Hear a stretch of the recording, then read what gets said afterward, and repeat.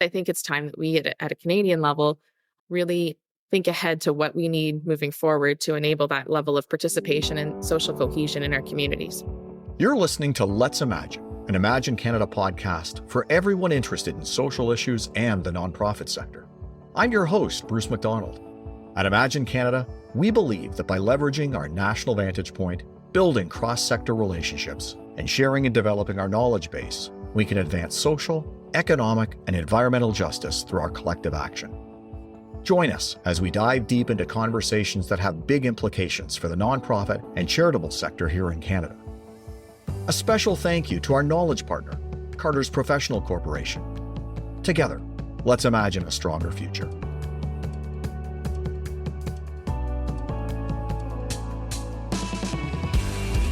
Two major interconnected challenges the nonprofit and charitable sector is facing today are changes to the way volunteerism is working, a shift from formal to informal, and the lack of data to inform program design and decision-making to improve the work of organizations in serving their communities. Volunteer Canada is leading two major initiatives that aim to help address these challenges: the National Volunteer Action Strategy for Canada and the Canadian Knowledge Hub for Giving and Volunteering. To delve into these topics, we're thrilled to welcome Megan Conway, President and CEO of Volunteer Canada. Megan, thank you for being on the show and welcome. Thanks, Bruce. I'm really happy to be here and to have this conversation today. Wonderful. So we're going to start off with a bit of a context-setting question. While the pandemic is largely behind us, it still has had significant effects on the sector.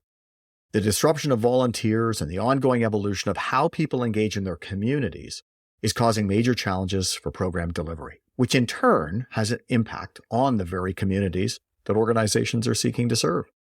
This issue is top of mind for many in our sector, and as we collectively look for solutions, Volunteer Canada has launched an initiative that aims to co-create a national volunteer action strategy, a roadmap that identifies gaps, assets, and opportunities in several issue areas related to volunteerism, such as funding, capacity, and data. Megan, can you tell us more about how this project came to be and what the main goals are? Great. Yeah, for sure, Bruce.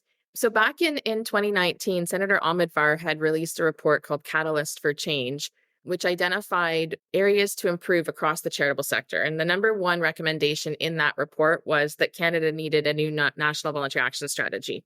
Way back pre-pandemic, when the government responded, they said, yes, we agree, and we think Volunteer Canada should lead that initiative.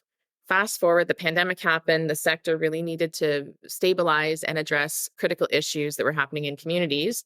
2023, we received some small monies from two different foundations and were able to begin a feasibility study to assess what the state of volunteering was post-pandemic and what was needed to really pull key factors together to develop a national strategy. So over the last year, we've done a series of consultations, interviews, and background research to assess what's actually needed at this moment in time to pull a strategy together at a national scale. And so on December the 5th, on the International Day of the Volunteer, Volunteer Canada launched its roadmap towards a national volunteer action strategy, which laid out a series of key questions, key probing questions that we might want to consider as we look ahead to what's required to really reimagine and reinvigorate Canada's volunteering infrastructure. One of the key things that I found during the process was that it's been many decades ago since we've had this kind of level of a national strategy that really looks at key drivers, opportunities, and gaps in how we support volunteerism and participation in the country. And I think as many of us experienced in the pandemic, there's a strong desire amongst Canadians to really contribute and to help informally as well as formally. But we need different kinds of policy drivers and different types of initiatives and supports that will really enable us all to find easy paths towards participation. So that's a little bit about the background, Bruce, and a little bit about how we launched our roadmap. But there's lots of pieces there to dig into in different ways for sure. Yeah, that's great. And, that's what we're going to kind of do now a little bit and is dig in a bit more, most specifically on the engagement process that you talked about.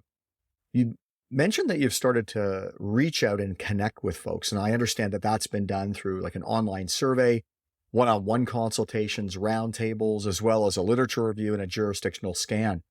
It's a very comprehensive snapshot of volunteer engagement in Canada. And as you've been working through these various steps for the strategy, from your perspective, What are some of the most surprising facts or insights that you've uncovered or learned? Yeah, great question. So for myself personally, who has had a long history myself of volunteering, one of the things that I found most shocking is that many individuals identify to us that they don't know how to volunteer and get connected in community.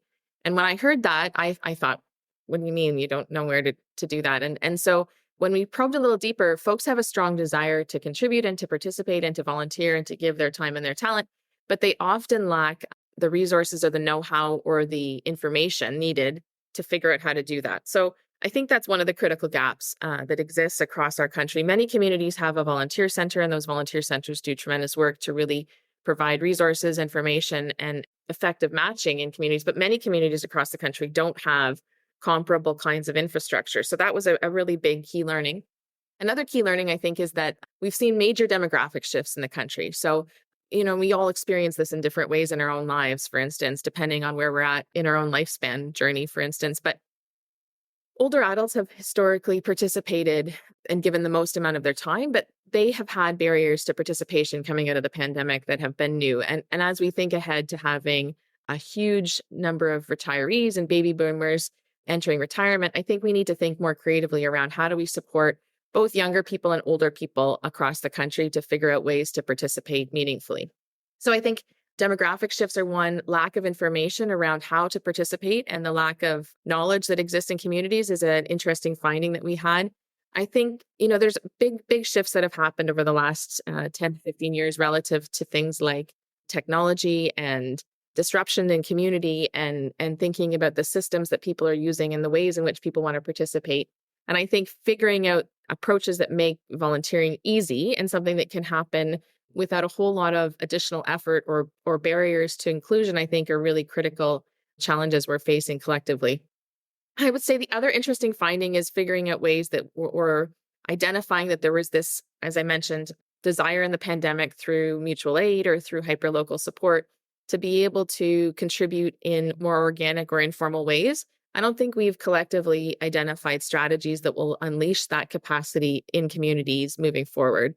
As we all know, we're living through an accelerated crisis moment in time where there's one challenge after another, and I think figuring out or enabling this innate capacity to give back in easy ways through, helping your neighbor, through figuring out how to help an elderly relative or someone who's sick. I think figuring those strategies out more systemically, it will be a solution for us moving forward. So those are a few of the key findings.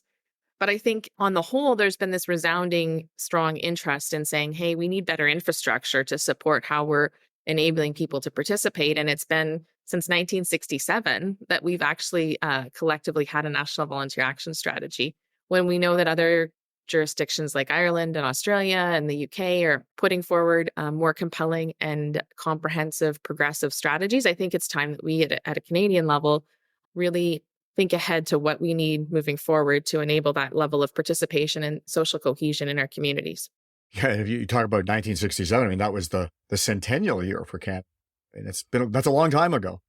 The findings are really interesting. And one that almost feels counterintuitive for me is this idea that people don't know how to get plugged in or engaged in a time of digital connectedness and massive amounts of information.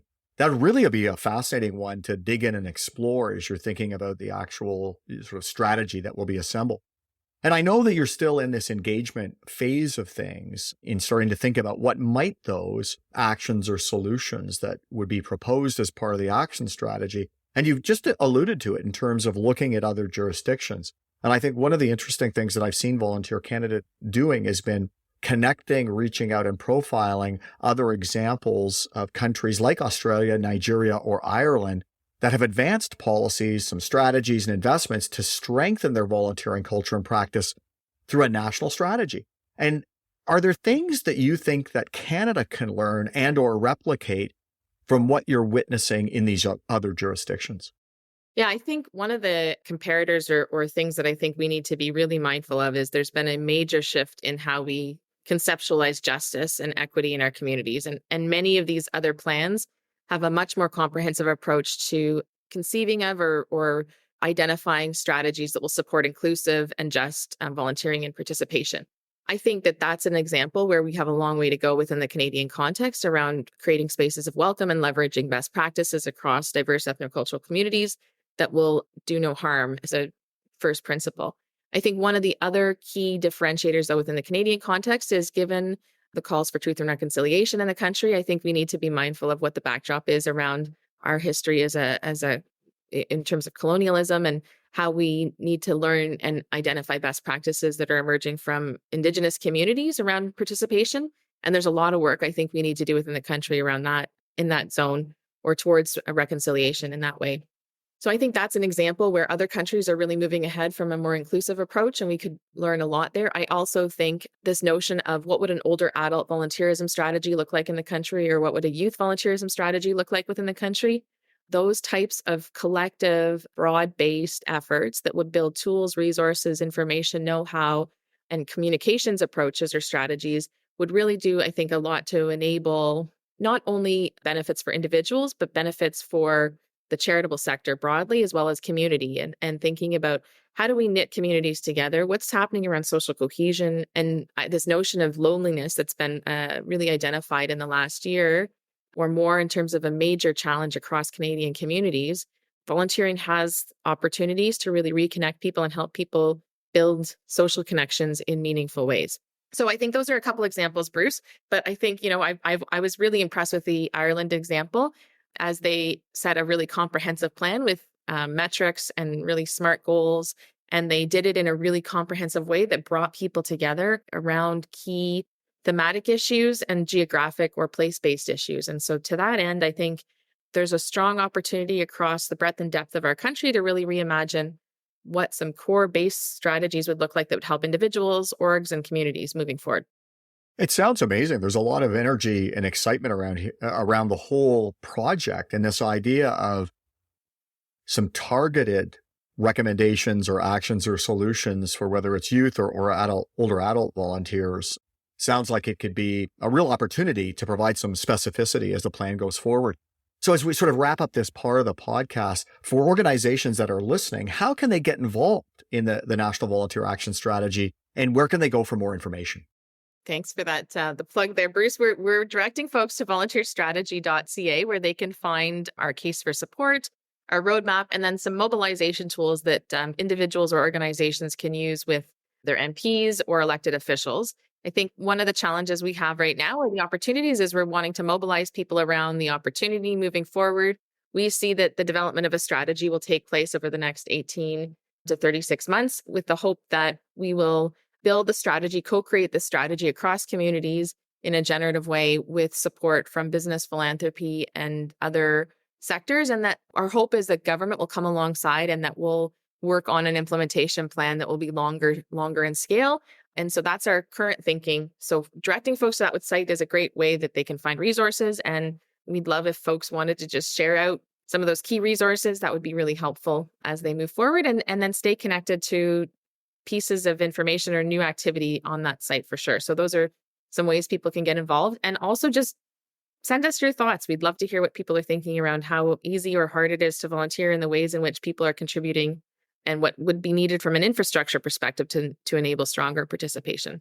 That's great. And hopefully lots of folks will take advantage of that invitation. So we're going to turn our attention now to another major initiative that Volunteer Canada has been leading in collaboration with a number of partners, including Imagine Canada, the Canadian Knowledge Hub for Giving and Volunteering. We know that data about our sector is sparse compared to other sectors, and collecting more data is something that our sector has been advocating for a long time. But what we're also looking for when it comes to data is to help organizations access and leverage the existing data in a format that we can understand and use. That's one of the main goals of the Canadian Knowledge Hub for Giving and Volunteering. So can you maybe tell folks who are listening a little bit more about what they can expect to find when visiting the hub, and what information is there? Thanks, Bruce. Yeah, so that's been a really fun project that we've been leading with partners like Imagine Canada and the Association for Fundraising Professionals and Volunteer Management Professionals of Canada, along with Aja, who's been our technical partner. And it's really been a collaborative project with all partners very engaged in it, pulling together key data sources that support deeper understanding and awareness about giving, volunteering, and participating. The main data source that's been utilized in the initiative is the general social survey of giving, volunteering, and participation. And so, with funding from the federal government, we've been able to develop and enhance a data portal that is accessible online, where there's a number of data sources available, and then a number of dissemination products that can be generated around key questions of giving or volunteering by geography and by key demographics. So I think it's a very accessible site. It's an online portal with key resources that will help anyone in the sector have more information around key trends and looking at data over the last number of years related to giving and volunteering. And it's essentially a one-stop shop for folks around significant data sources that are accessible in a more integrated way. Yeah, we've really appreciated being part of this project because not only is the collection of data critically important, but how we mobilize and translate that into knowledge and action is so much a piece of the equation. And maybe to that end, as you think about it really through the lens of volunteerism, can you maybe think about or talk a little bit about how an organization can use the data that they would find on this site with something like their program planning? And as you mentioned, a lot of this is coming from, we call it affectionately the GSS-GVP, this General Social Survey on Giving, Volunteering, and Participating. But it's one of the most significant snapshots that the Canadian government takes of volunteering. But how do you see it being used on the ground? Yeah, I think it's a good reminder that the data is collected, Bruce, every 5 years from Statistics Canada, and it's available both on the Statistics Canada site, but now through this portal that is integrating data in different ways. So maybe you're a program manager in a charity and you're interested in understanding what are the rates of participation been, or rates of volunteering been, or the rates of giving been, or on a certain topic or a certain issue. You can go in and look at rates for that geography at a provincial level, sometimes at a lower geography, but generally at a provincial level, you can identify what are the trends been around volunteering around this specific issue over the last number of years. And you can look at things like, how does they break down across gender or across other geographies? Has there been a trend or a shift in what's happening or in terms of the rate? And then how can you use that information moving forward to do better program planning and better recruitment or retention strategies, for instance, within volunteerism? So it's a high level snapshot of some of the data trends. It doesn't necessarily get to the level of geography that we might totally want in terms of highly granular, but it does give you a kind of a high level picture of what's happening. It gives you the opportunity to compare that against other geographies or other places. And it gives you the opportunity to look at thematic trends in some of that, the rates and participation and volunteering and giving rates. I think we've got a long way to go to enhance and think about the different data sources that are available and how we use them. But it's a really great starting point, I would say, to help tell a story about what's happening in your local organization, and then to be able to compare that against other kind of like charities and other examples in that geography to understand what the picture is locally and then more broadly. Yeah, it's funny. We often hear in conversations with organizational leaders, they're asking themselves those questions. They might be offering a program where they're seeking volunteers. They may be initiating a fundraising opportunity. And one of their first questions is often, how are we doing compared to others? And I think one of the great values of the site is the ability to, at least at a somewhat meta level, be able to understand, are they ahead of the curve, right on, or behind? And I think the great part of that, it invites them to ask questions about how they can improve their practices to be ensuring that they're kind of in line with what's happening or looking for a leadership role. I think from a strategic perspective, having that information at your fingertips, being able to integrate it and do better planning, I think is really mission critical for organizations that are needing to be agile, adaptive, and using information more effectively to do planning and decision making and evaluation as they move forward to enable their programs to better respond to community needs. So I think for all those reasons, it's a really great resource. It's not perfect, but I think it goes a long way to helping organizational leaders and folks that are managing programs be able to do better planning and evaluation and forecasting for the future. Absolutely. I should probably mention too that it's pretty easy to find. It's givingandvolunteering.ca, and that's AND for the and, not an ampersand. So it's pretty easy site to find. It's lots of great information. And as you think about the future of this site, what do you envision the hub evolving into, or what do you see as its future over the next few years? The hope is that we're able to identify and bring in different data sources moving forward, and that we're able to do some better education, outreach, and dissemination of the data that exists. I would say one of the things that's a major gap around data is that we don't necessarily have data that's really centered from an equity or justice lens either. And I think Statistics Canada has begun to identify that as a gap, but there are a number of partners that I think are identifying the lack of equitable approaches to data collection, and the stories that are being told through data may not be representative of the diversity of Canadians. So I think that's an opportunity moving forward, is really to support advocacy efforts around the kinds of data sources that are available. But ideally, I think we're able to incorporate more data sources, do better dissemination, and help organizations tell better stories through the data that exists on that platform. And I just want to reiterate, it's been a really collaborative initiative, and we're really thankful for the efforts of VMPC, AFP, AJA, and Imagine in how we've mobilized that site, and the resources that are associated with it. So happy to have folks go and check that site out and provide feedback and comments about what they're liking and maybe what needs improvement as we look forward to the future. Yeah, that's great, because I think the idea is to use sort of consumer or customer feedback to help it evolve to meet the needs of organizational leaders. So as we head to our last question, we often talk to leaders on this podcast and just through the work that we do, and we find that those who are in the nonprofit sector are usually pretty optimistic people, and yet we're working in some fairly challenging times. From your perspective, what are you the most optimistic about personally when it comes to the work of Volunteer Canada and the future of our sector more broadly? That's such a great question. And I think hope is really what propels people forward in terms of making change in their organizations or in their communities. So I like the notion of thinking more hopefully about the future. I am really hopeful about the opportunity to better support and build infrastructure collectively and collaboratively. I think we're seeing organizations that have identified challenges, and I think those challenges have really come to the surface over the last year around volunteering and participation. And I'm hopeful and excited about a more structural and systemic approach to how we solve those problems. So I think I'm starting to see individuals wanting to be more collaborative around how they tackle some of those issues and opportunities. I think the other thing that makes me just generally hopeful, Bruce, is this notion that people want to contribute and they want to give back, and they're looking for opportunities to do so. And I think that notion is really a hopeful thought, that at the end of the day, people are the ones that are solving problems, whether it's through organizations or through grassroots mobilization. People have a desire to see change happen in communities, and we need to figure out ways to unleash that in really empowering ways for the individual and for the community as well. And those opportunities make me super hopeful as we look ahead to the next 5 to 10 years.